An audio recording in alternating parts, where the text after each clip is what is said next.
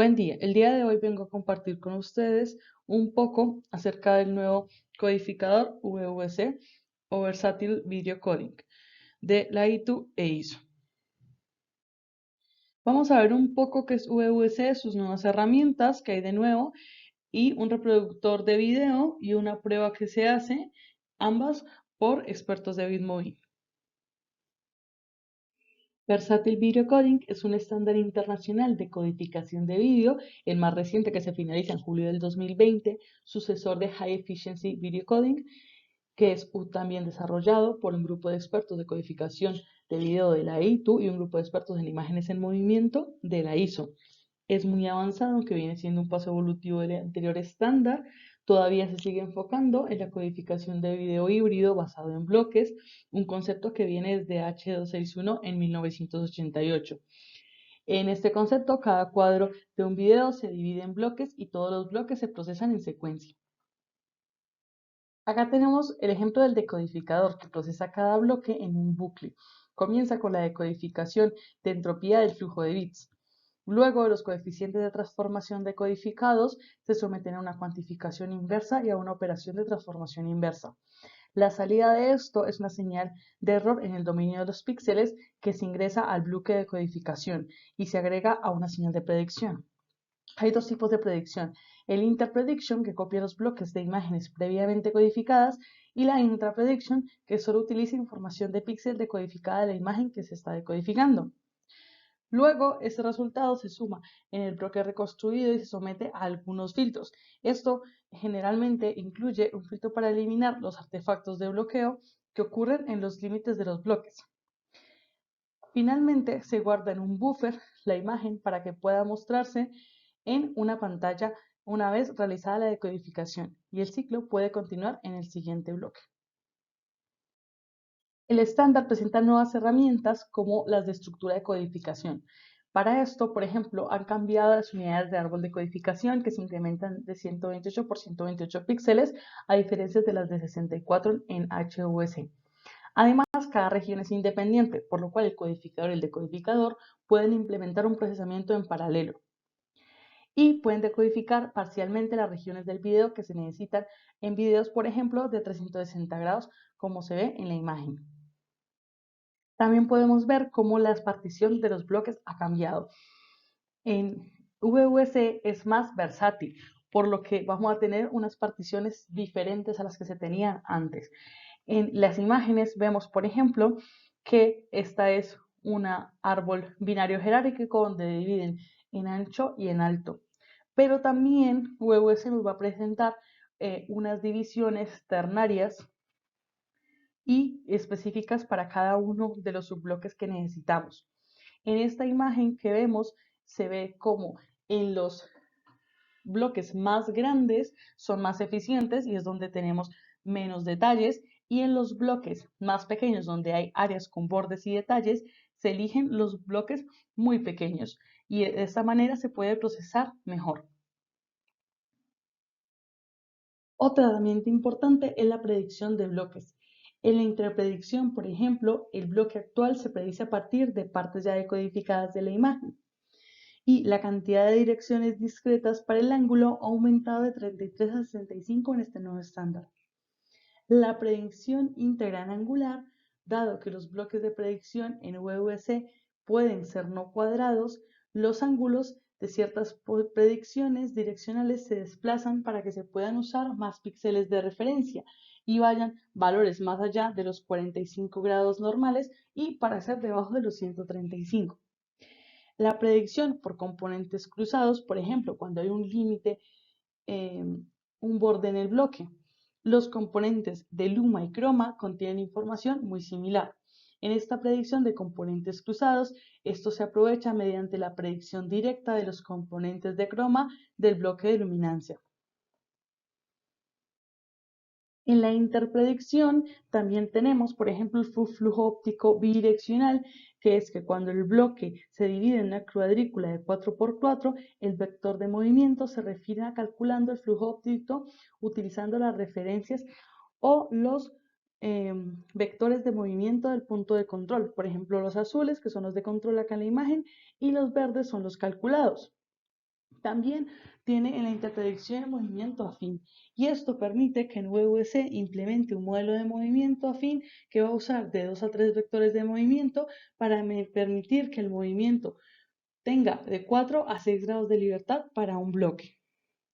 Además, también se tiene la transformación y la cuantización. En este aspecto lo que se ha hecho es aumentar para utilizar un coupé de máximo 51,63. Esto fue necesario ya que igual se descubrió que aunque se aumentara el valor de QP al más alto posible, las herramientas de VVC ya funcionaban tan eficientemente que no es posible reducir la tasa de bit y la calidad de ciertas imágenes codificadas a los niveles necesarios. El estándar nos muestra que tiene dos objetivos claros. El primero va a ser reducir significativamente el gasto de la tasa de bits, manteniendo la misma calidad audiovisual. Por ejemplo, en el bitrate o Bit-Joint Rate Difference, que permite la medición de la reducción de tasa de bits que ofrece un códec o de función de un códec, manteniendo la misma calidad medida por métricas objetivas, nos permite ver que VVC es mayor, un 40% mejor que el codificador HDVC. Además, esto también se ha comparado por medio de pruebas subjetivas que demostraron un ahorro en general de bits cercano al 50%. Reducir significativamente el bitrate va a permitir que la codificación y el transporte para una amplia gama de aplicaciones y tipos de contenido como transmisión de video convencional, optimizaciones para contenidos en pantallas, videos 360 o aplicaciones en vivo, sean mucho más viables y estén al alcance de diferentes poblaciones. También tenemos nuestro segundo objetivo, que es la versatilidad, que es como el objetivo top de este nuevo estándar. Y es que quiere permitir que los bloques se utilicen de una gran manera, que se puedan codificar de diversas maneras y no se ajusten solamente a una forma determinada porque da mucha libertad para hacerlo. Va a permitir que sea utilizado por más empresas. Autores como Christian Feldman nos dan a entender y a conocer que realmente este nuevo códec VVC no es más que una mejora menor a las herramientas y los componentes básicos del esquema de codificación anterior. Aunque proveedores como Bitmovin ya lo tienen implementado como un producto en su transcodificación para prestar el servicio. Además, también nos comentan que existe un problema muy grande y es que como ha caído tanto el costo del ancho de banda en los sistemas de comunicación actuales que son más avanzados, puede que no valga la pena utilizar tantos recursos computacionales para hacer el ahorro de la tasa de bits que se está dando, pues en términos económicos puede ser más costoso. Como un ejemplo de aplicación del estándar, podemos ver que Bitmoin ya ha implementado la codificación en una solución de transcodificación basada en la nube. Para eso se ha asociado con el Fraunhofer Heinrich Hertz Institute para lograr integrar su codificador de software VBNC. Este es de código abierto. Y aunque funciona muy bien, no hay una manera fácil de crear un video y verlo. Es por eso que Christian Feldman junto con Bill Movin proponen crear el BitVW Tech Player. Lo que se pretende es transmitir y decodificar una transmisión de VVC en tiempo real y hacerlo a partir de las rutinas que ya tienen renderizado que se han copiado del reproductor YouView, también un proyecto del mismo investigador. Luego de la programación, Feldman nos cuenta que el VVD Player va a hacer 4 subprocesos importantes. El primero va a ser descargar los segmentos de vídeo de VVC mediante HTTP y este tiene un buffer interno de 5 segmentos que se intenta mantener lleno.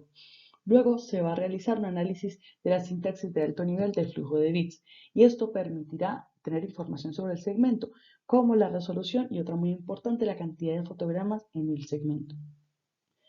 Luego se va a hacer la decodificación, que decodifica el flujo de bits comprimido en las tramas JUP sin procesar.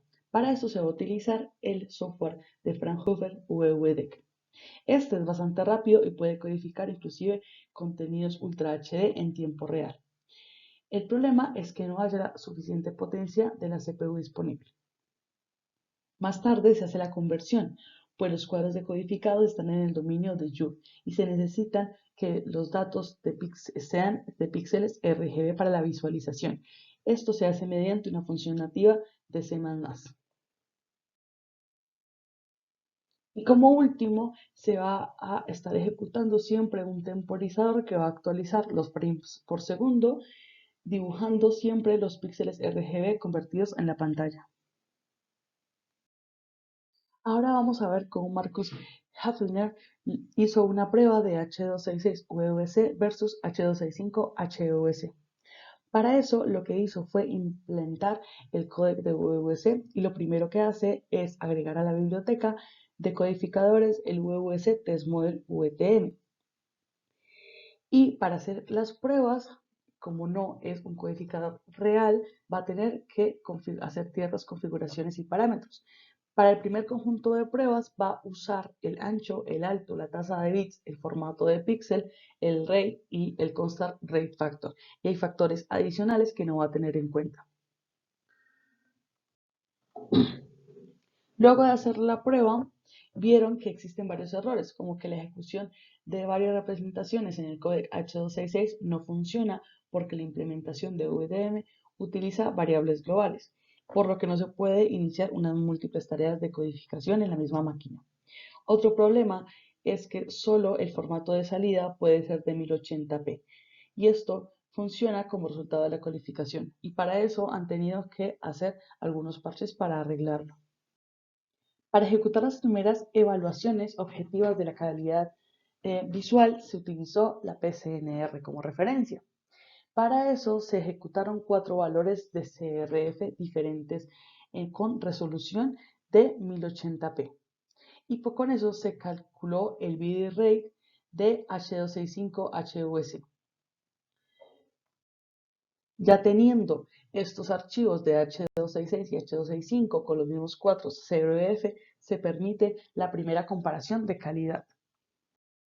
Acá podemos ver una figura de la implementación del proceso de distribución de VSC en un proceso de codificación estándar de Bitmobil.